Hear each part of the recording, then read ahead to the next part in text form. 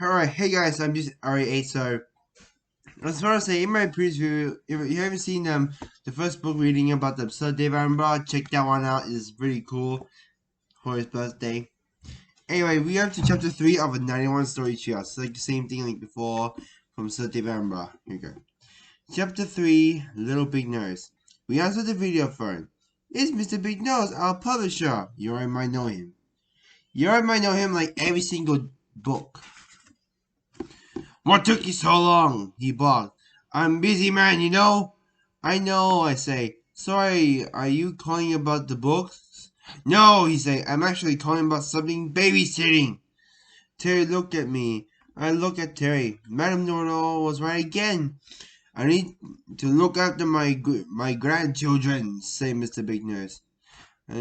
They're staying with Mr. Big Nose and me, but we have tickets to open tonight and El Bago de Explodo.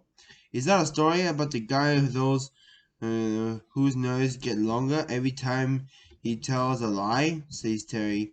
I love that one. This is idiot the bird there. No, said Mr. Big Nose. That Pokemon is just a silly children's story. I'm talking about opera series opera. El Bango de Explodo. Speak of matters far the head our truth beauty exploding noise. In fact, it starts with the most explosive operating area of all time. Here, I'll sing it to you. Oh, my big nose IO, the closer IO, the bigger it goes, so then it's bloom crack explodo. That's what they sing. Oh, bravo, bravo, says Harry. That was El Magnifico. Yes, stupendo. Thank you, say Mr. Big Nose. Talk about a big bow. I'm about the babysitting, Mr. Big Nose, I say. I'm not sure that's such a good idea. I mean, Terry and I are not really qualified. Don't be ridiculous, say Mr. Big Nose. You both work in the monkey house, haven't you? You'll probably work out qualified anything. I hate it. I hate it. Shut up and groom, Mrs. When Terry and I worked in the monkey house. So, wow, it's just. And we have a little question here. Yes, says Terry. Come on, Andy. It will be fun. Besides, what could possibly go wrong? I say. Let's ask the reader. Okay, says Terry. Hey, Rita, can you see any reason why our trios wouldn't be so suitable on Mr. Big Nose grandchildren? So there's some answers there. Maze of Doom, Mechanical Bull, Active Volcano, Crocodile Pits, Terry's Clarence Trampoline with no egg nets, Whirlpool, Exploding Eyeballs, Chainsaw Juggling, Switching Balloon, Laser Beam, Mysterious Warehouse, Big Red Button, Witch Chicken, Quicksand, Shark Tank, Scary Roller Coaster, I Like Bit Planes, Big Red Button, the Truckinator, Mud Fighter, Giant Cannibals, Mousetrap, Snake and Ladders. It says, Bow and Arrows, Crocodile Pits, I Love My New Hairstyle, Angry Ducks, Giant Spider, Ninja Snail, Haunted House, and Scary Roller Coaster. That was a lot. I think it will be an answer for the questions, I think, in the last chapter. What did they say? What did they say? Says Terry. No idea, I say. They are all shouting at the same time again. They said it would be fun, said Mr. Big Nose. And more important, so do I. Here are my twin Albert and Alice. And here's a crybaby catch. And that will be weird. I never done babysitting before, but I've played my baby cousin Alex before. Go ahead, says Terry, holding the baby in his arm. As well, say Mr. Big. Yes, as well, say Mr. Big Nose. And you better take really good care of it. And the twin bee, because Mr. Big Nose is very fond of her grandchildren. I want them back in my office, say. Safe and sound by lunchtime tomorrow, along with a new book or else. Bye-bye, Pop-Pop. And say Alice and Albert. Good, yeah, say the baby. The screen go blank. Albert looks around, his eyes wide. I've always wanted to visit your treehouse, I say. I read every book. Me too, say Alice. I always wanted to fight a Troganator. I'm going to do it right now. What is he holding? I think it's called a baby. And a good but I'm going to the Maze of Doom, said Albert. Me too, say Alice. And for lunch, let's have a swim in the crocodile's waterfall. Whoops.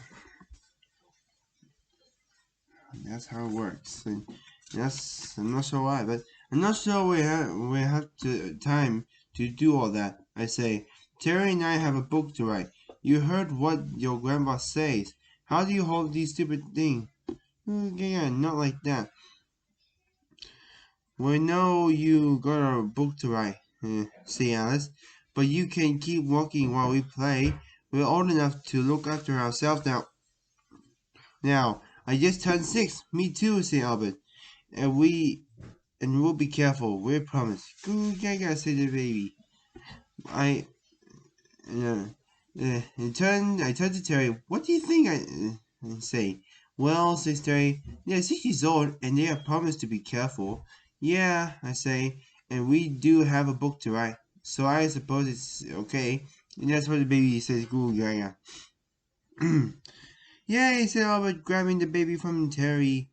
This is going to be the best day ever, said Alice, as they ran off. I missed them already. I like the baby. That's what he say. Great, I said. Now that's the kids are occupied. We can write a book. I don't know what I was worried about. Babysitting is easy. Yeah, says Terry. It's easier than writing a book. Speaking of which, are we going to write about well, as for Rita, hold on. I have a phone call. Hold on. Yeah, I'll pause for the video for a moment. Alright guys, so I have a phone call from my dad, never mind for that one. And we can just pause some over here. And now I said, great, I said, now we kids are we have to babysit easy. Yeah, says Terry. It's easier than writing a book. Speaking of which, what are we going to write about? Should we ask Rita?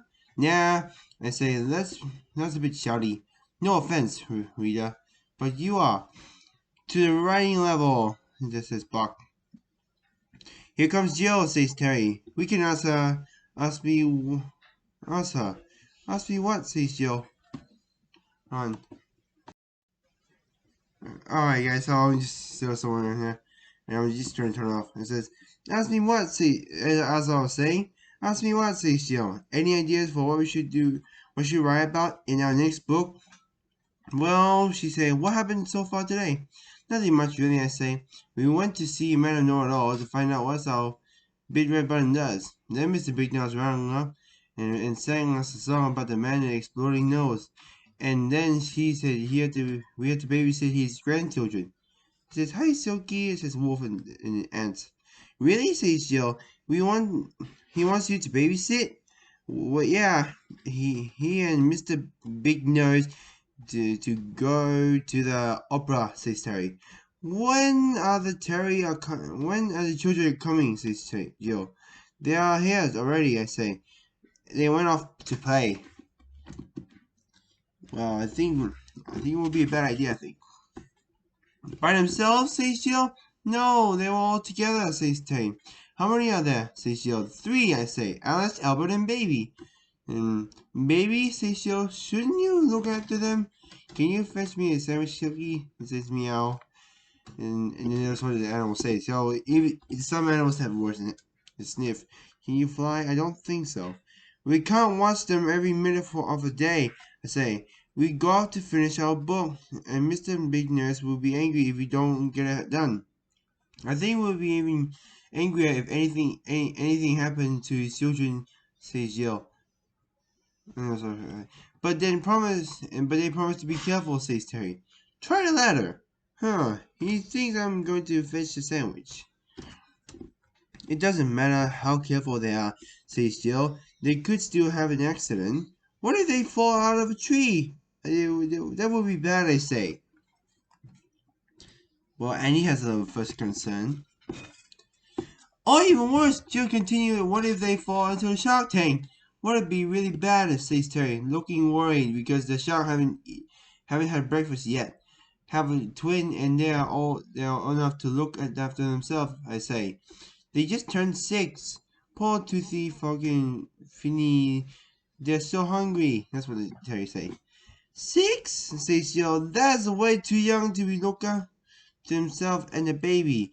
We need to find them and make sure they're safe. Let's go.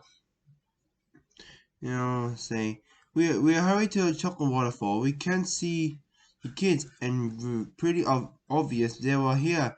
There are little chocolate footprints are everywhere. We're following the trail footprints to what news to be 91-story house of cards, but there are no house and no kids, and there's a lot of things happening here. We keep looking. We find the baby booty on the chainsaw drilling level. Fortunately, it's empty. It says fun. It says Wayne. We go to the ice cream properly, but all we can find is very upset Edward Scoop ahead. Is it all gone? It says they ate it all. He say, waving his empty scoop in the air. Even the invisible ice cream. Do you see where they went? Says Joe. That way. He say, scooping towards the chocolate level. It says wolf and yum. That's what he say. That's what he say. We rush to the chocolate boxing ring, but there are no kids. But the chocolate is lying flat on his back. Wow, says Terry. They must be knocked out the chocolate. Poor Chunky, says Joe. But where are the children now? I don't know. I say, I think we should ask Madame Nordal. She'll know. We climb the ladder up and turn as fast as we can. Madame Nordal is hunched over the crystal ball. I knew you were coming, she say. What is your question? Do you know when Mr. Big Nurse's grandchildren say? Ah, says Terry. Of course I know, she say. I know and see all. So where are they? I say. Madame Nordal all stare into a crystal ball. And then see what happens next. Round and round, all around it goes. When it ends, nobody knows except for me, of course, because I know everything. We all know at each other and strong. Can you give us a clue like you did last time? Please, says Terry. We're kind of hurry. I know, says Madame Oh, all right. Here are your clues. The girls' school. They're going to the girls' school, says Terry. Going to say, but Albert's a boy, and the baby is too young to be at school. No, you fool, say Marinor. What are the rhymes with girls' school? Smurl school, I say. That's what Smurl school? Smurl school, yeah. No, say Marinor. There are no such thing. That's what they say, huh? Is it Whirlpool, says Joe? Yes, say Marinor. I knew you would get it. Do you mean our whirlpool, says Terry? Yes, says Marinor. But our whirlpool is the most powerful whirlpools in the world. I say, it's totally unsuitable for children. I know, say Marinor. That would be bad if it happened like this. Uh-oh, I say. Come on, says Joe. There's no time to lose. We got to get there before it's fallen too late for that, say Marinor. They already have. And it's getting a lot worse. Hope you guys enjoyed this video. You guys click like for chapter 3. Make sure to subscribe because by the end of this month, we're gonna check how many subscribers are there. So and also at the end of this month. And also make sure to subscribe and also stay tuned for chapter 4 and see what happens next. I'm Aaron Chung. Be brave. Stay wild. We'll see you on the next adventure.